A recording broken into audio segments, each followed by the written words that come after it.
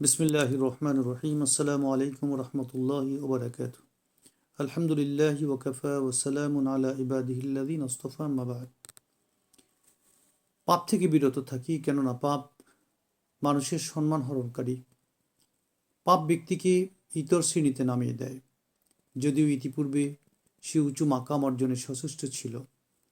আল্লাহ তাআলা তার সৃষ্টিকে দুই শ্রেণীতে বিভক্ত করেছেন। একটি হচ্ছে উঁচু শ্রেণী, আর একটি হচ্ছে নিচু শ্রেণী। উঁচু শ্রেণীদের তিনি উঁচু আবাস দান করেন, নিচু শ্রেণীদের নিচু আবাস। যারা তার আনুগত্য করে তাদেরকে দুনিয়া আখেরাতে উঁচু মাকাম দান করেন, আর যারা তার অবাধ্য, উভয় জগতেই তারা অধম। আল্লাহ তার সৃষ্টির মধ্যে অনুগত বান্দাদের সবচেয়ে সম্মানিত বানিয়েছেন এবং তার অবাধ্যদের বানিয়েছেন সবচেয়ে হীন, অপমানিত। প্রথম শ্রেণীর জন্য রেখেছেন ইজ্জতের পোশাক, আর দ্বিতীয় শ্রেণীর জন্য জিল্লতের কাদামাটি। আবদুল্লাহ ইবনে আমর রাদিয়াল্লাহু তাআলা আনহু হতে বর্ণিত, নবী সাল্লাল্লাহু আলাইহি ওয়াসাল্লাম ইরশাদ করেছেন, বুইস্তু বিসসাইফি বাইনা ইয়াদাইস সাআতি ওয়া জুইলা রিজকি তাহতা জিল্লি রুমহি ওয়া জুইলা যিল্লু ওয়াস সাগারু আলা মান খালাফা আমরি। কিয়ামতের আগে আমাকে তরবারি দিয়ে পাঠানো হয়েছে, আমার রিজিক রাখা হয়েছে বর্ষার ছায়াতলে, আর জিল্লতি ও লাঞ্ছনা তার জন্যই যে আমার নির্দেশ অমান্য করে।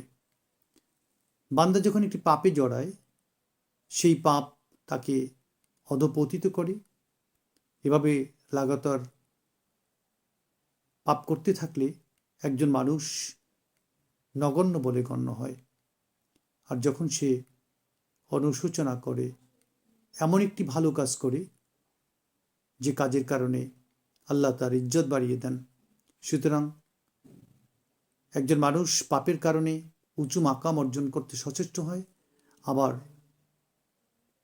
পাপের কারণে উঁচু মাকাম অর্জন থেকে সে বিচ্যুতি ঘটে, আবার সেই ভালো কাজের কারণেই উঁচু মাকাম অর্জনে সচেষ্ট হয় এবং উচ্চাসনের সমাসীন হয়। সুতরাং যে কাজগুলো মানুষকে ইতর শ্রেণীতে নামিয়ে দেয়, মনুষ্যত্বের বিকাশ সাধনে প্রতিরোধক হিসেবে কাজ করে, তা থেকে আমরা বিরত থাকব। এবং শুরুতেই বলেছি, মানুষ দুটি শ্রেণীতে বিভক্ত, একটি উঁচু শ্রেণী, একটি নিচু শ্রেণী। যারা আমলের মাধ্যমে, তাকওয়ার মাধ্যমে আল্লাহর ভয় হৃদয়ের মধ্যে বদ্ধমূল রাখার কারণে মন মগজে আল্লাহর যে শক্তিমত্তা আছে, সেই শক্তিমত্তাকে ধারণ করে আল্লাহর উপরে নির্ভরশীল বান্দা হয়ে জীবনযাপন করে, সেই বান্দা উঁচু শ্রেণীর অন্তর্ভুক্ত হয়ে যায়।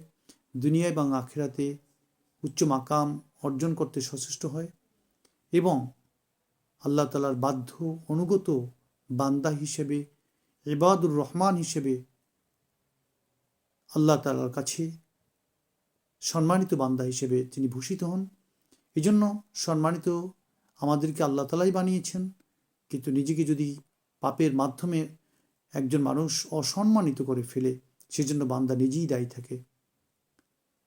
আল্লাহ তাআলা আমাদেরকে সুযোগ দিয়েছেন, সুতরাং এই সুযোগকে কাজে লাগিয়ে আমি সত্যের পথকে বেছে নেব।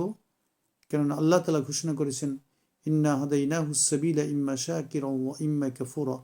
আমি তোমাদেরকে পথ বাতলে দিয়েছি, সুতরাং ইচ্ছা করলে তোমরা আমার অনুগত হতে পারো, কৃতজ্ঞ বান্দা হতে পারো, আবার ইচ্ছে করলে তুমি অকৃতজ্ঞ বান্দা হিসেবে নিজেকে ভূষিতও করতে পারো।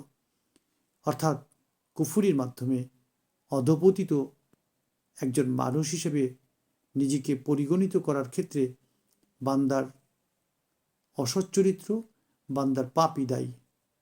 আসুন পাপ থেকে বেঁচে থাকি। যে পাপ মানুষের সম্মান হরণকারী, সেই জিল্লাতি, সেই অপমানজনক জীবন থেকে বেঁচে থাকার জন্য যার পণ্যে সচেষ্ট থাকি, মহান রবের কাছে প্রার্থনা করি তিনি যেন তৌফিক এনায়েত করেন, সৎ পথ এবং আনুগত্যের পথকে বেছে নিয়ে সম্মুখ পানে এগিয়ে যাওয়ার। আর যে পথ মানুষকে পশুত্ব এবং মনুষ্যত্বের বিকাশ সাধনে বাধাদানকারী, পশুত্ব যে পাপ মানুষকে গ্রহণ করতে বাধ্য করে, সেই পশুত্বের চরিত্র থেকে বেঁচে থেকে আমরা মনুষ্যত্বের পথকে আগলে ধরি। আল্লাহ তৌফিক এনায়েত করুন। আমিন সুম্মা আমিন। আসসালামু আলাইকুম ওয়া রাহমাতুল্লাহি তাআলা ওয়া বারাকাতুহু।